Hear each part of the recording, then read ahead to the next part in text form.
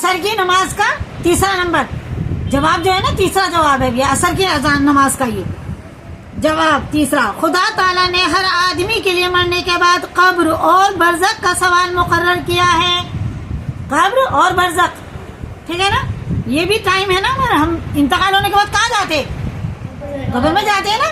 وہ برزخ کا مسئلہ ہوتا ہے. سوال مقرر کیا ہے اور وہاں سوال جواب بھی ہوتے ہیں.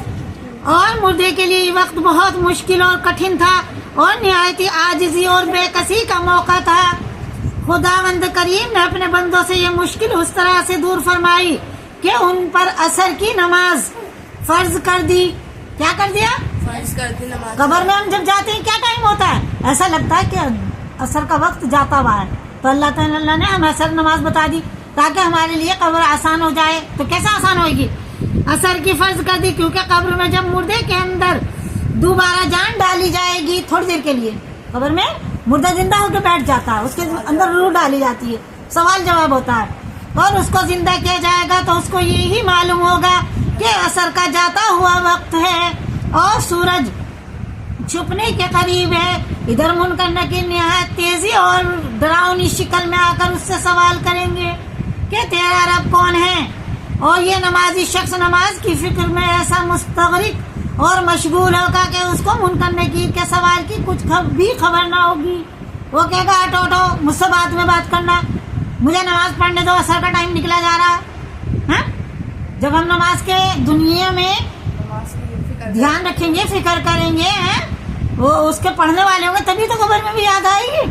انہیں یہ لگے گا ہی نہیں، ایسا لگے گا بھی ہم سو کو اٹھے ہیں، عصر کی نماز قضا ہو جا رہی، کسی سے بات نہیں کرنی، کچھ کام نہیں کرنا، جلدی سے نماز پڑھ لیں. اور وہاں ہوں گے منکر نکیر. کون ہوں گے؟ سوال جواب والے فرشتے آ کر کھڑے ہو جائیں گے. وہ اسے پتہ بھی نہیں چلے گا، وہ بولے گا نہیں مجھے نماز پڑھنا تو بعد میں کرنا. نہایت تیزی اور ڈراؤنی شکل میں آ کر اس سے سوال کریں گے تیرا رب کون ہے.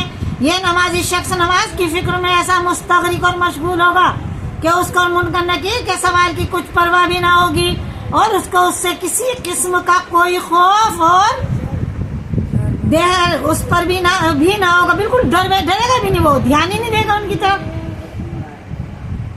پھر بس خدا نے عصر کی نماز اس حکم سے فرض کی تاکہ مسلمان اس وقت نماز کا عادی رہے اور قبر کے سوال کے وقت صرف نماز ہی یاد رہے اور اس کا دل نماز ہی کی طرف متوجہ رہے اور منکر نکیر کی آواز کی طرف چند دھیان بھی نہ کرے، بلکہ وہ نماز ہی نماز پکارتا رہے، ایسے گزر پکارتا رہے. اور یہ کوئی نئی بات نہیں، اس جہاں کی زندگی میں سدا واقعات ایسے گزر گئے اور اب بھی ہوتے رہتے ہیں کہ کسی مرغوب شے کے شغل میں لگ کر اس کے سوا کوئی کسی چیز کی بھی خبر نہ تھی.